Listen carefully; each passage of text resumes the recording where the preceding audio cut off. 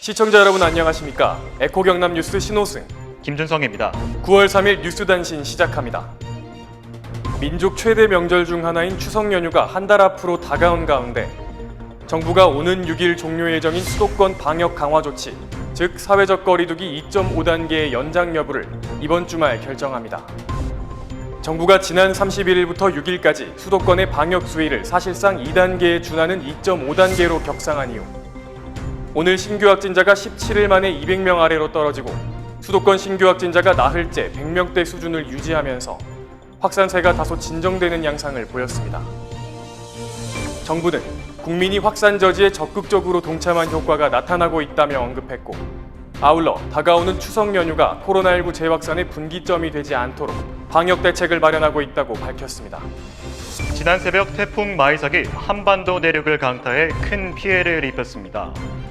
경남 양산 에덴밸리 인근에 설치된 풍력 발전기 한 기가 쓰러지는가 하면 부산 기장군 일대 4,300여 가구에 정전이 발생했고 여전히 복구 작업이 완료되지 않았습니다. 인명피해도 발생했습니다.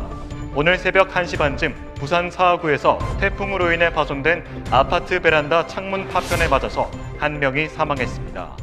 이번 태풍은 최대 풍속이 최대 45m로 우리나라에 영향을 끼쳤던 태풍 중 역대 4위로 기록됐습니다. 한편 제10호 태풍인 하이선 역시 다음 주쯤 우리나라에 영향을 끼칠 것으로 예상돼 철저한 준비가 필요해 보입니다.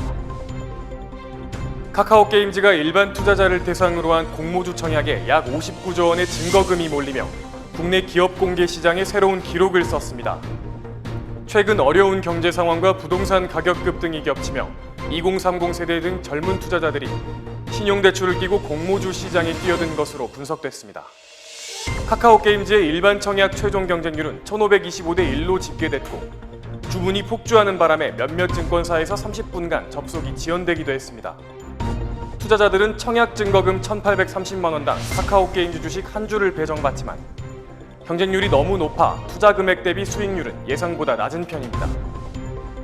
문재인 대통령이 지난 2일 자신의 페이스북에 간호사들에게 고마움을 표하는 글을 올렸었는데 이를 두고 편가르기 논란이 불거졌습니다. 문제가 된 문구는 의료진이라고 표현됐지만 대부분 간호사들이었다. 전공의 등 의사들이 떠난 의료 현장을 묵묵히 지키고 있는 간호사분들 등입니다. 이를 두고 미래통합당 윤희숙 의원은 의사와 간호사를 갈라치게 하는 대통령의 메시지가 많은 국민들을 경악시켰다라고 발언했으며 이에 대해 더불어민주당 홍익표 의원은 명분 없는 의사들의 파업으로 인해 간호사들의 업무가 가중됐고 대통령은 이를 위로한 것이라고 반박했습니다. 더불어민주당 고민정 의원은 길에 쓰러진 사람에게 손을 내밀었는데 무슨 의도로 그러냐며 오히려 화내는 형국이라며 편가르기 논란을 일축시켰습니다. 9월 3일 뉴스 단신 마칩니다. 시청해주신 여러분 고맙습니다.